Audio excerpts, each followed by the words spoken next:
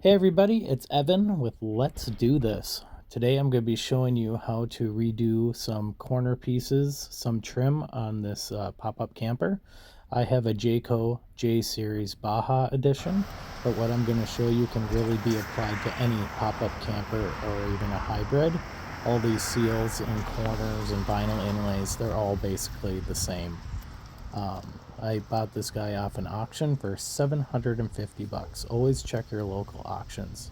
It was pretty solid once I got the moss off the top. Now I'm just looking it over and I found a problem area.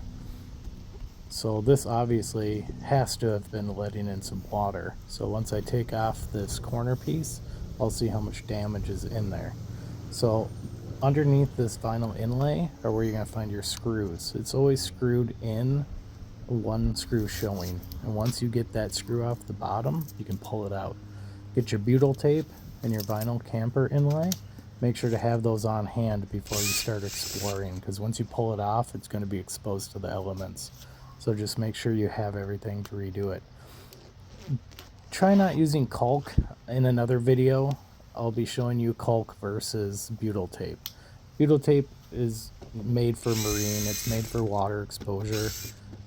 It's really flexible and you can apply it to a lot of different kinds of seams and seals on campers. So after you take off all your screws, after you get that vinyl inlay out of there, then you peel that off, try not to bend it, and there's all your gummy butyl tape. You can look at that and you can see the black spots on it. That can be evidence of wood rot. So of course I'm checking that out. It was damp in there. So I left it dry for a few hours and then I came back and scraped all the butyl tape. It looked like they tried to seal it with some caulk, some silicone caulk. So I got as much as that off as I could without scraping the diamond plated. I think that's aluminum. So you want to clean that off as much as you can. Clean off your trim piece. It's a little bit of a challenge. Just get a paint scraper, get one edge, get the other edge. It might just peel right out. I had to do 2 3/4 inch butyl tapes. I believe they have 1 and 1.5 inch wide. I should have gotten thicker tape, but this is fine. I just put two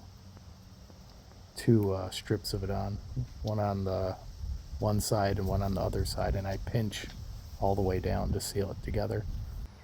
So run it all the way to the bottom, make sure to press it on. Use your tape to press it on because your fingers will stick to it.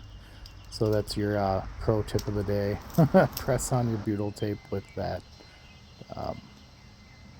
backing that it comes with. Shove it up into that as much as you can. You want to get, if you can see in there, water can get in there. So make sure to get that butyl tape everywhere you think water might get in. So just making sure I can get a good seal there, press it on and pulls right off. And here I'll show you a quick look at, that's the corner, what it should look like when you're done. All covered up. Then I press the edges, press the seams together, and then you can put your cover piece back on. Whatever trick works for you to find your screw holes. I ended up having to peel back the butyl tape a little bit and pressing a screw in there, make little indentations in my butyl tape so I could remember where my screws went. Because you want to go in the same holes, you don't want to be making new holes. So it goes on as easy as it came off. And then your butyl tape will squib out the sides a little bit. That's fine. I don't even go back and cut it off because you know what? I figure the more sticking out, the more protection I have. It's just going to collect dust and dander and things, but it'll look a little darker when you're rolling down the road, but it's not that big of a deal.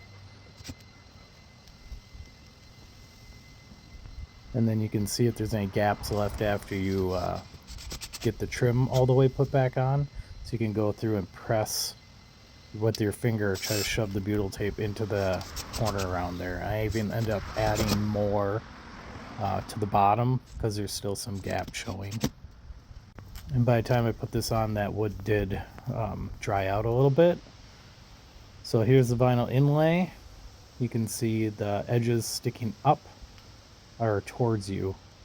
And once you pinch that in, Then you can run it all the way down, kind of working it in one side and then press it in the other.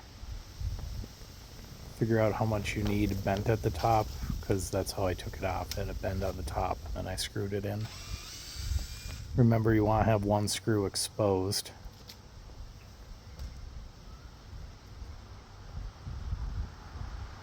Here I'm figuring out where to put my screw hole. I'll screw through first, and then I can find my hole a little bit better that way.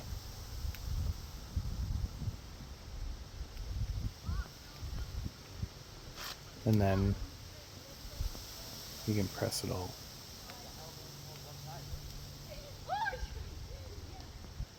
It ends up going in pretty slick. It's always nice to step back and take a look at that corner compared to the other corner.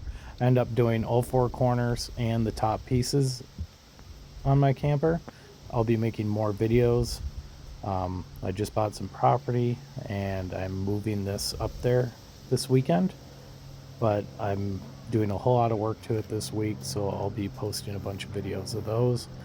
It's pretty watertight, but I just want to make sure where I'm leaving it, it's not going to be getting moisture inside. So I'm doing everything I can to combat that, and I will be doing a caulk versus butyl tape, because I want to see, obviously, if you don't have to pull your corners off and redo this inlay, I wouldn't. So I'm actually doing one side with silicone. I'm going to see which one holds up better after a few weeks, few months, few years, whatever it takes. See if one of them gives out before the other one does. So my experiment at my expense. And we do wash the sides, and it actually washes up really nice. So it's not that whatever, that yellowing anymore, that stain. So here it is. You can pretty much see that's all tight now. No openings. You don't see any gaps in there. Job well done. Thanks for watching. Make sure you subscribe. Talk to you later.